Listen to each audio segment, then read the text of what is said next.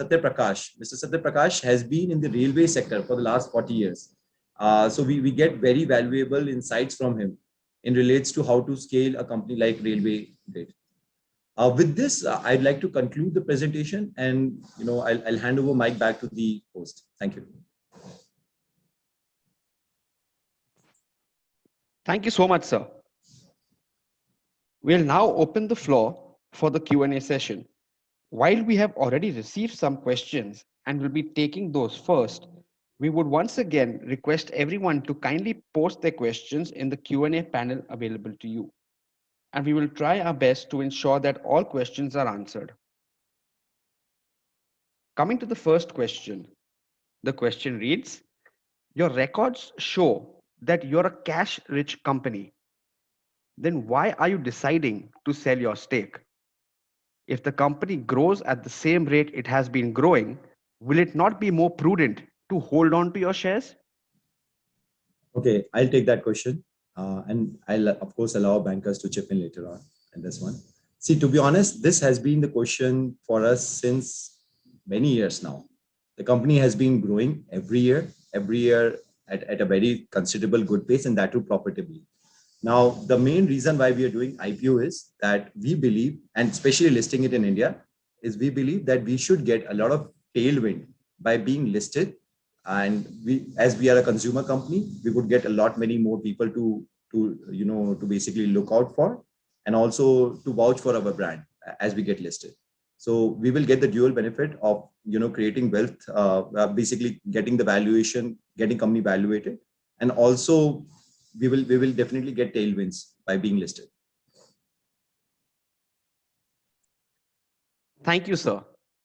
The next question reads, your company is well known for not charging convenience fees to your customers. Does this not cut into your profit margin? That is absolutely correct. We do part away with certain revenues by not charging convenience fees. However, we have learned this business so well that even after not having that revenue, for ourselves, we are still able to manage our costs in such way that we are the only ones profitable. So that's kind of ironic, I understand, but that's the reality we're talking about. Thank you, sir. The next question reads, could you please explain how the employee cost has come down? Have you seen any retrenchment in FY20? So the employee cost is basically going down as our denominator is increasing. We are a consumer tech company where the employees and the number of bookings we do should not be correlated. And as we keep growing, we will keep hitting more and more economies of scale, because of which, as we have grown over the period of time, because of which we have hit more and more economies of scale, and because of which our employee cost has decreased over the period of time as a percentage of GMV. Thank you, sir. The next question reads, could you please throw some light on why the EBITDA has almost been flat between FY20 and FY19, despite such a big jump in your top line? So I think we did mention this. Ashiji, can you please take this answer? I can reply to this question. Wherein, so what happened in FY 2019, we served Jetaways, so we get commissions from the airline at the end of the financial year. So we served Jetaways for the whole of the year. In March 19, they didn't work out. So the incentive which we have to recover from them, we couldn't recover. And that's why our auditor, being on conservative side, they have not counted that money into account. So that is why you see a flat growth. Correct. So because of the Jet Airways going bust, I wasn't very sure whether we even put that in RHP, but now I remember we did. So Nishant absolutely right, correctly said it, that Jet Airways, we've served Jet Airways for the entire year. And then at the end, around the end period, Jet Airways went bankrupt, because of which there were certain commissions which they owed us, but we didn't even book it because we knew that commission we will not get. Thank you so much. Coming to the next question. The question reads, the Indian travel industry is expected to decrease at a 2% CAGR over FY20 to 23. Moreover, the air travel growth momentum is set to decline by 1.5% CAGR. So, how do you see the company planning to expand in this contracting market? Well, firstly, we did not grow primarily because the industry was growing. Our growth rate has been very considerably very high compared to what the industry growth was, and we wish to continue to eat the market share of other OTAs by providing customer services, by giving them an option of not charging convenience fees. As a country like India, where people are extremely price sensitive, we believe that if our pricing is right, people will come to us. We just have to manage our cost in a better fashion. So that strategy will continue for the company. Thank you, sir. The next question reads, we claim to be the second largest OTA in India in terms of booking volume. So what is the company's market share in online air ticket booking? Also, could you kindly explain the claims written back line item that comes under other income? Is this recurring and how is this generated? Sure. So to be honest, we may not be able to give a number of our market share on the OTA perspective, from the OTA perspective. However, as you can see that our growth is pretty consistent for the last 2 years, from FY18 till FY20. We grew pretty consistently at a CAGR of 47%. We will let you do more research around it to get the answer of our market share. The second question you asked is about the claims written back. Yes, it's a line item which is in our other income, and I'm happy to explain it. So in the cases where we as a company also charge cancellation service fees. Besides airline, we also charge cancellation service fees, just like all our competitor does.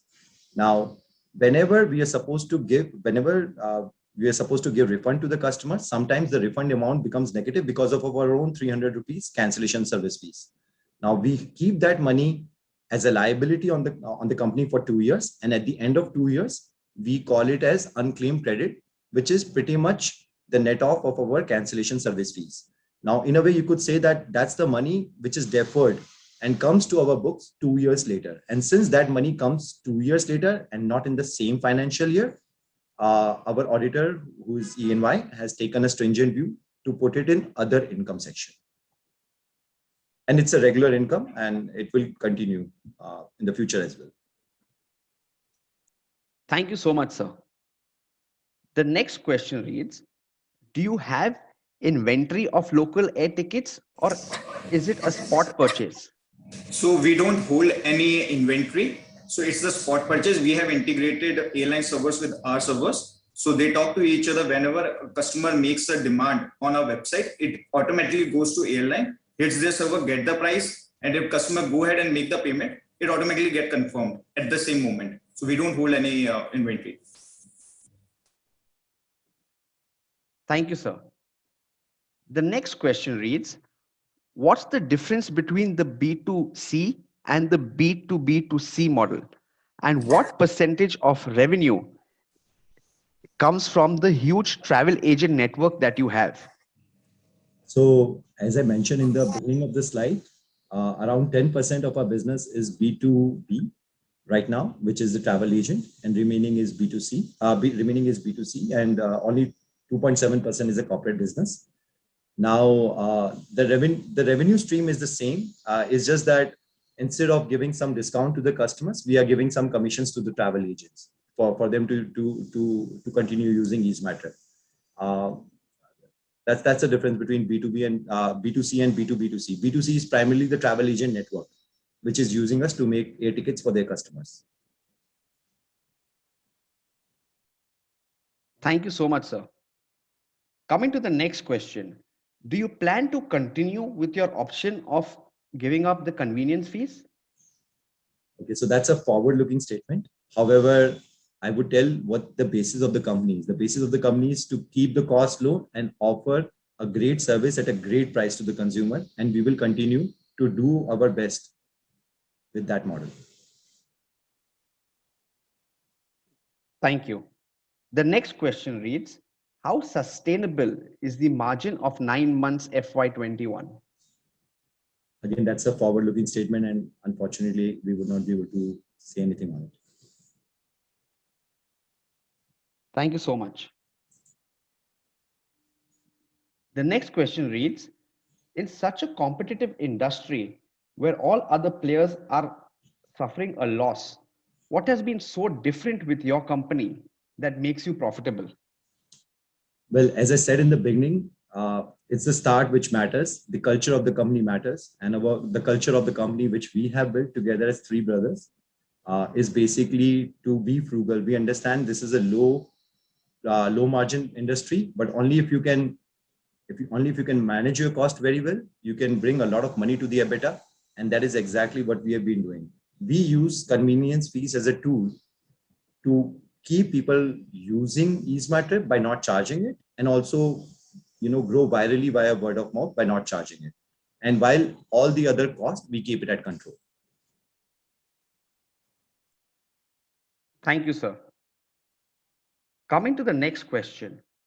The question reads, could you please talk about the rupees 174 cost of customer acquisition? Is it the cost you pay to get the app installed? And what is the customer LTV value? So I would not be able to comment what the LTV value is since it's not a part of the DRHP. However, the customer cost of acquisition is the total money which we spent last year on marketing divided by the total new users we gained. It's not directly proportionate, or it's not even related to the app install. It's just total money we spent on marketing divided by total new customers which we have gotten during that fiscal year. Thank you, sir. There's been a small follow-up to one of your previous answers. The question is that not holding the inventory as mentioned, is it a disadvantage or virtually immaterial? Well, I think the status quo in air travel is that most of us just book it as we get the order. I don't think so. The industry itself does not hold the inventory, and even if somebody does, it's a liability to the company, right? At the core of us, we are extremely asset light company, and we wish to remain the same way. Thank you, sir. The next question reads, do you have any corporate clients? And if so, do they have any additional advantages or benefits? We do have corporate clients. 2.7% of our business is corporate business for FY20. We do have many well-reputed corporate clients. And of course, they do get some additional benefits at additional cost. And most of these additional cost and additional benefits are provided from the airlines directly, depending on how large that corporate client is. So those discounts, those additional fees are charged to the corporate, while also the benefit also goes to the corporate. So that is the interest of the corporate to continue using a corporate account. Thank you, sir. The next question reads, why did the EBITDA margin increase in 9 months of FY21? Well, there are multiple reasons, and some of the reasons, at least I can say, is that during the COVID times, we knew that there will be very less business as usual distraction. So we utilize this time to put our heads down and be even more efficient than before. So to give you an idea, we during the COVID times, when we realized that picking calls of customers was getting very difficult, not just for us, even for our competitors and for the entire industry. We decided to do something about it, and we did something industry first, which is instead of calling us, we allowed customers to message us on WhatsApp, and customer just needed to message on our number 9990330 number, and that message would come to our agent on the panel. So agent will see that message on the panel and will be able to reply to it. So through this means, we were able to get the dual benefits. One was, our cost of our staff, our call center staff efficiency increased dramatically, because earlier there was one agent was able to speak to one customer at a time. But now one agent can chat with multiple people simultaneously, while also adding to customer delight. Like as a customer, why would you want to be on hold for 15, 20 minutes to get the answer? Isn't it better off for a customer to just drop a message on WhatsApp, continue watching their Netflix or whatever, and get the answer half an hour later? So with this, we were also able to create, this image in the market that EaseMyTrip was available 24/7 to solve customers' query on WhatsApp as well. This is just one of the examples, since I think we have put it in the RH. Thank you so much, sir. The next question reads, why is the retail allocation only at 10%?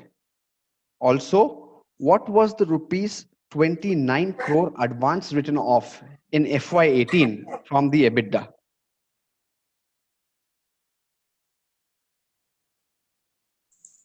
Can I ask one of our bankers to talk about the 10% retail, allocation, please? Yeah, hi, this is Akhil. So, as per the ICDR regulations, there is an average requirement for, profitability, due to which the bifurcation changes.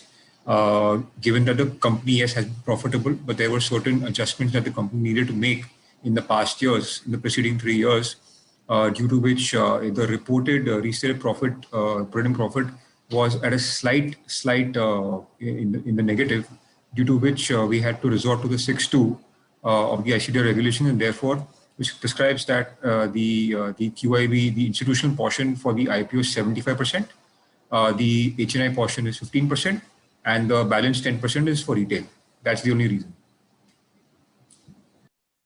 All right, and I like to take the answer. I like to answer the other question, that what was that, write-off of 29 crore rupees.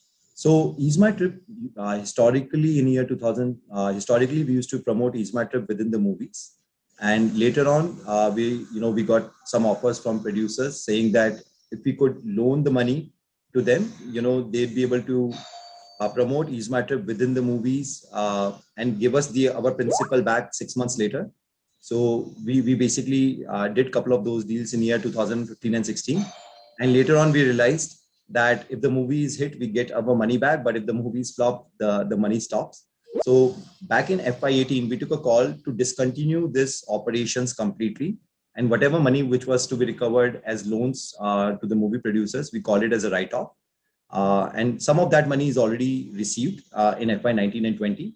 However, lessons are learned that there are no free lunches in the world. And since last 3.5 years, there has been no such activity in the company. And we have also added a line in article of association stating that this company will no longer be able to do any other activity besides the travel business. Thank you so much, sir. The next question reads,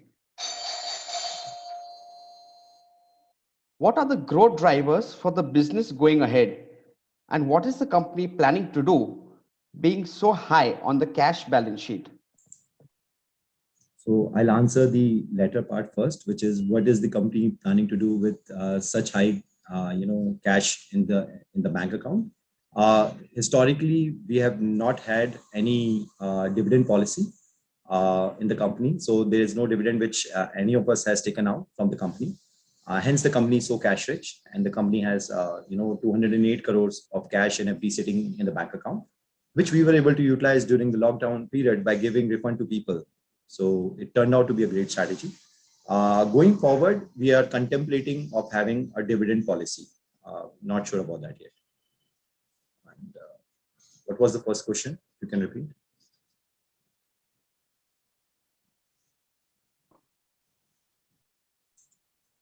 Thank you so much, sir.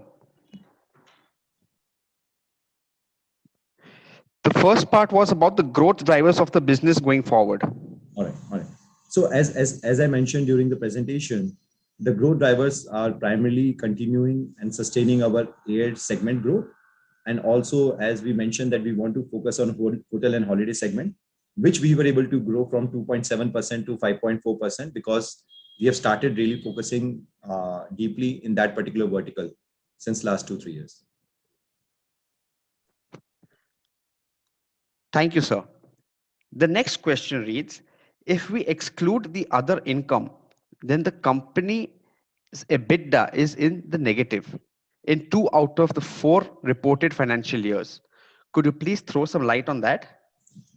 As I mentioned, that the UAC component, which we believe is a core to the company, it's basically nothing but cancellation service fees which we earn. That goes into other income because that money we get, it gets deferred and comes towards 2 years later. So at the company level, we believe there is a good chunk of money in other income, which should be part of our revenue from operations. But due to statutory purposes, it gets reported in the other income. So I hope I'm able to answer that question. Thank you, sir. Coming to the next question. You do not charge a convenience fee, but 50% of the EBITDA is generated from claims written back, which is essentially a cancellation fee. Is the no convenience fee just a marketing tool? Also, 20% of the EBITDA is generated from interest income and 50% from claims write back. How do you justify the pricing on core earnings? So we do not charge convenience fees, but we do charge cancellation service fees, and they both are very different line items. They have nothing in common and no relationship whatsoever. When you are booking an air ticket, there is no additional fees which you are paying. But if you are canceling a ticket, just like every other OTA, EaseMyTrip also charges cancellation service fees. And what was the second question? The second question was 20% EBITDA generated from interest income and 50% is from claims write back. How do you justify the pricing on core earnings? So claims written, if you look, so basically in the EBITDA, a lot of things get already netted off. You should not look at UAC or our interest income on the basis of EBITDA, but you should look at a percentage of our total revenues or total income to get the clarity of what that percentage is. The way you're probably portraying is deceiving because in a way, it's got nothing to do with the EBITDA. What you could probably say is that this is our total income and this is how much we earn from the UAC component. And that point probably would be valid. I hope my point is well taken with no hard feelings. Thank you so much, sir. The next question reads, how much advance does the travel agent need to keep with you to manage the ticket inventory? And what is this advance amount in 9 months of FY21? So a travel agent need not put, to be honest, it's a prerogative of travel agent of how much money he wants to put in advance in our account, depending on how much amount of booking he wants to make. So some may just want to put 5,000 rupees and use that 5,000 by booking a ticket right there and then. On some may want to put 50,000 rupees and use it over the period of 2-3 days time. On how much of that money is in our bank account, I'll let Ashiji answer that.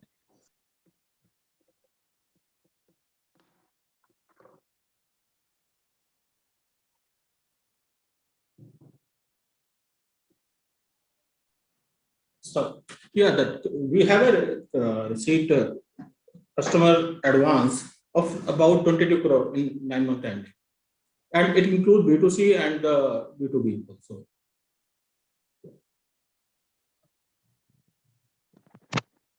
Thank you, sir. The next question reads, are you intending to get hotels directly listed on your website and moving away from the aggregators? And currently, what is the percentage from own direct hotel linkages? Will it mean an increase in costs? So we are happy with the way our business model is working right now. It is giving us good yields, and we are able to manage it in a very cost-effective manner. So I do not see the reason of us making a shift. And what percentage is direct versus with the aggregator, I don't think so. That's the number we have reported. So unfortunately, I will not be able to respond. Thank you, sir. The next question reads, do you have any plan in the future to merge or create a strategic alliance?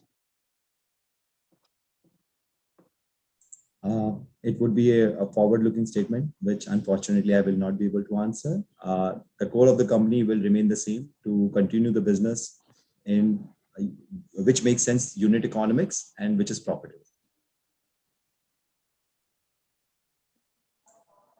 Thank you so much, sir. The next question reads, IRCTC Air also has a very minimal convenience fee.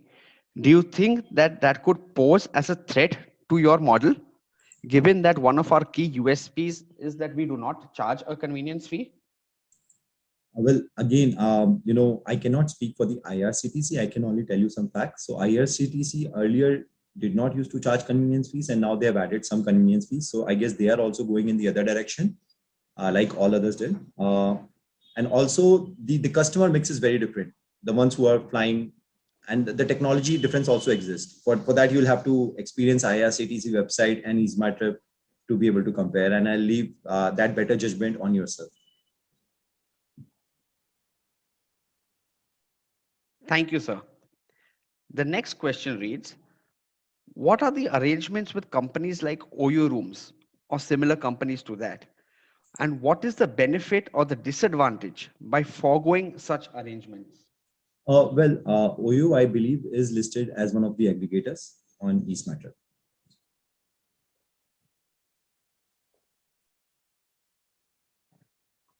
Thank you, sir. Coming to the next question, what is the minimum commitment that you provide to air operators? Also, if you could please once again share the mix of your business segment. There is no minimum commitment which we provide. However, we do get some of the incentives on the basis of what volume do we do on the annual basis or quarterly basis or half yearly basis. And the mix, as I said earlier, is 2.7% is corporate, around 10.7% is B2B, and 86.5% is B2C, which is direct consumers. Thank you so much. The next question reads, could you please explain the valuation of the IPO? Also, what is the cash flow that has been generated over the last 2 years? And are we generating a free cash flow? Bankers, please. So, let me take this question. So for the valuation of the company, in the Indian market, we don't have any comparable company. The only other player which is meaningful, obviously, in Indian market is MakeMyTrip. But fortunately or unfortunately, they are not profitable. So what we have done for valuation is essentially we have looked at the international global players who are profitable. So largely 3 companies, Expedia, Booking, and Ctrip, who are PAT positive companies, right, and have shown decent growth. While the growth is still not cannot be matched with the EasyMyTrip, but we have used their 1-year forward multiple to value EasyMyTrip largely. And to say the second question, the cash flow has been generated through the retained earning only, because in our company, working capital requirement is minimum and there is not much investing and the finance activity. So whatever the cash has been built over the period, it has been through retained earning.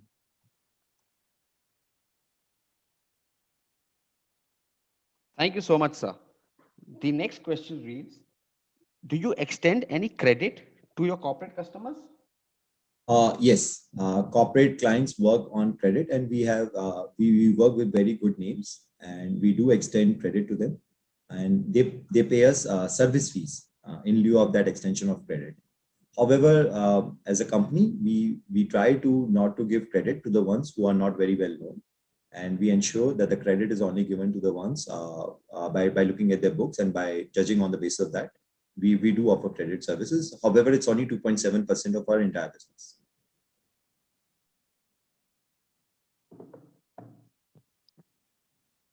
Thank you, sir. Coming to the next question, the question reads, as claims written back are core part of the revenue, what does it mean that if the lower number of people cancel tickets, your EBITDA would fall? And what is the cancellation fee that you charge? We charge 300 rupees as cancellation fees, and the cancellation we see is the part of the industry now. So that's just the nature of the people to book and cancel, and it's an industry standard. And to add this, if the less cancellation, the people travel more, I believe. So we will receive the more revenue from the airlines on the sale. That I makes don't sense. think the EBITDA will be. That makes sense. Thank you, sir. The next question reads, do you receive any incentives from the airlines? Also, how do you book train tickets? Is it through IRCTC? And how much is the percentage of rail booking that you do? So, of course, there is a commission which we get from the airlines, domestic and international route. We also get certain commissions from the GDS, which is the likes of Prometheus and Galileo, and which adds up to our margins, and that is why we are profitable. Rail business is very limited for us, and yes, in order to book book rail tickets on EaseMyTrip, just like anywhere else, you would need your IRCTC login. So that happens on EaseMyTrip as well, just like anywhere else. Thank you, sir. The next question reads, if your competition decides not to charge convenience fees like you, do you think that customers would still stick to your platform? Basically, it's not that we did this overnight and we got the tag of no convenience fees. It's the demonstration of last 10 years. By giving people an option to not to pay convenience fees, we have received the tag of being known in the market as no convenience fees guys. And if our competition decides to drop convenience fees, which historically you can look where their convenience fees is going, they will have to, at least from my best guess is that if we were to do it, that we were charging convenience fees and then we had to drop it, we probably would have to reinvent everything. We had to reinvent our all costings, whether it's on the employee side, marketing side, our discounting side, our admin side, to be able to grow and sustain by not charging convenience fees. It's almost like reinventing the company in our eyes. Thank you so much, sir. The next question reads, who do you consider as the global comparable peers to you? I think as Naveen already answered that question, we compare ourselves amongst the people who are the key marquee names and also are profitable and are very profit driven companies like ourselves. So Naveen has already shared those names with me. Thank you, sir. The next question reads, do you have refunds to be made to any customers? Also, do you have any dues receivables, refunds due from airlines? So, refunding customer is a business as usual. We of course would have, as the customer would be canceling right now, and some money would have come from the airline. So clearly there will be a line item where some money we have to refer to the customers. The second question I let Ashish ji answer, who's our CFO. What was the second question? The second part of the question reads, do you have any dues receivable, refunds due from the airlines? Yeah, see, in normal practice, we apply the refund, and whenever the refund we receive from the airlines, and we book it in the financial. Till then, it's in the record only. So, being an agent, we book the refund as and when we receive from the airlines. So there is no refund receivable from the airlines. Thank you, sir. The next question reads, why have other players like MakeMyTrip and Yatra not been able to make consistent profits? What is it that's making you different from them? It'd be very hard for me to speak for anybody else. I can only speak for ourselves. And from the day one of this company, the core tenet of the company has been to do everything profitably and to grow, but not at the cost of profitability. And hence, we evolved over the period last 11 years to cut our employee cost, to cut our admin cost to such extent that we come out profitable even without charging convenience fees. So that core tenet will remain with the company, and we look forward to serving Indian consumers by providing the best price option at the cheapest cost available in the market. Thank you so much, sir.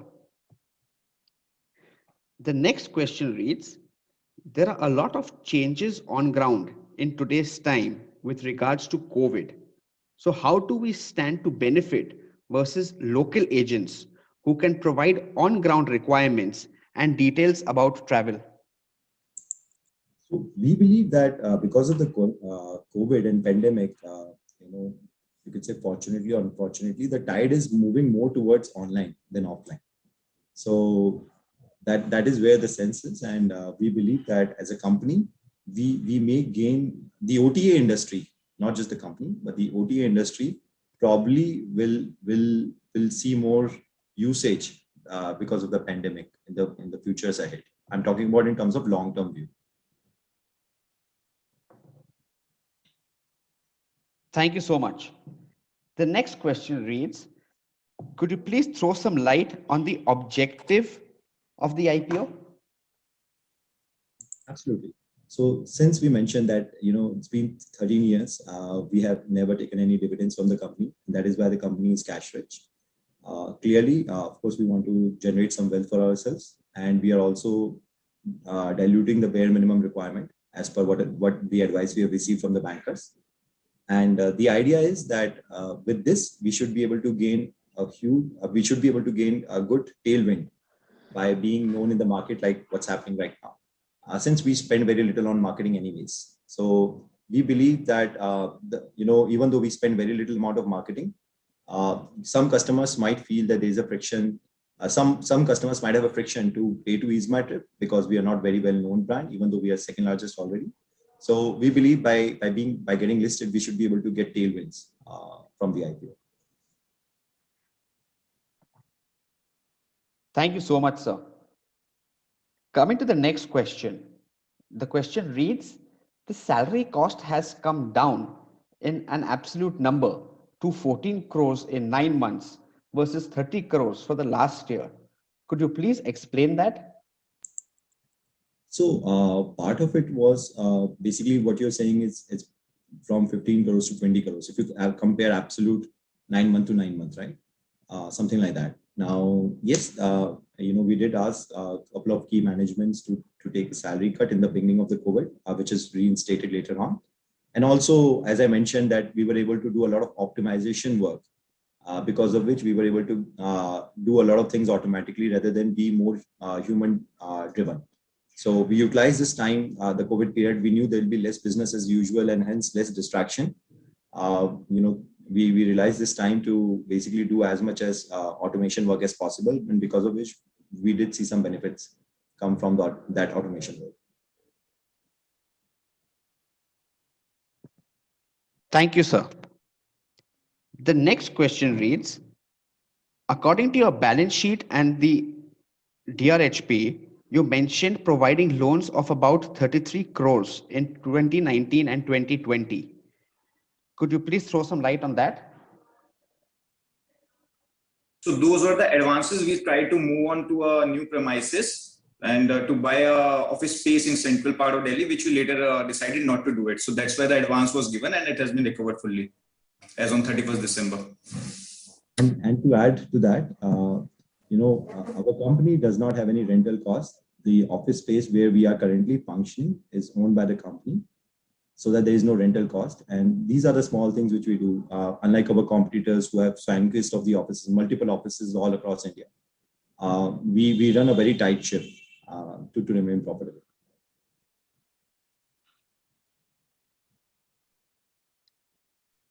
Thank you, sir. Coming to the next question, the question reads, the business currently looks like it's in an autopilot mode. What are we doing to grow to the next level apart from air ticket and hotel booking? Well, I wish it was on autopilot mode and we didn't have to work the way we do. And we wish that day comes. However, that's very, very far from the reality. We do have to put our sweat and blood into it. We continuously did for the last 13 years, and we would continue to do that. Now, even more in the interest of our stakeholders. Thank you so much, sir. We'll be taking the last couple of questions. At the risk of sounding a little repetitive, I'll just ask the next question, please. The question reads, what is the arrangement with the hospitality service providers like your hotels, taxis, and other agents? Also, what is the average discount rate and total amount of such benefits that you provide in your business model?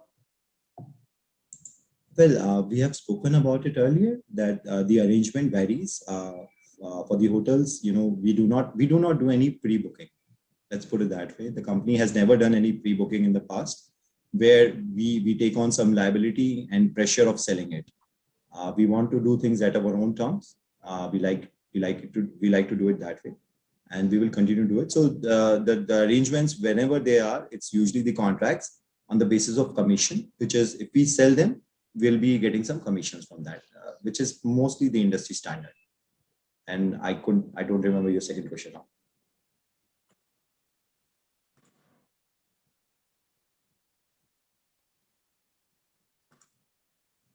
Yeah, thank you, sir. So while most of the other questions are a little repetitive in nature, we will refrain from getting into those again. I would now like to invite Mr. Akhil Kejriwal from Axis Capital Limited to go ahead with the vote of thanks, please. Over to you, sir. Thank you, ladies and gentlemen. I'm sure we're all enlightened and equally enthused by the Make My Trip story, Ease My Trip story, sorry. It's an absolute pleasure to be part of this IPO. And I would like to thank the management for answering almost 50 questions, which have also been slightly difficult, but they've answered it to the detail as far as possible. The management has met up with multiple investors across the globe. And one thing we can definitely share with you is that the kind of response that we have received for this from marquee global investors just emphasizes our confidence that a deal like this will always be welcomed by investors, irrespective of market conditions. I would again like to reiterate that the key deal specs for you all. The issue will open on the 8th of March and closes on the 10th of March. The price band for the IPO is INR 186 to 187. And of course, we look forward to your participation in this IPO and to make it a grand success. So thank you to everybody. Thank you so much, sir. I would like to thank everyone for joining the virtual brokers and analyst meet of Easy Trip Planners Limited for their forthcoming IPO. While we understand that there would have been some questions left unanswered, we would request you to feel free to reach out to us and email us at ipo@easemytrip.com or ipo@adfactorspr.com. And we will definitely do our best to revert to all your queries within the next 48 hours. Thank you and stay safe.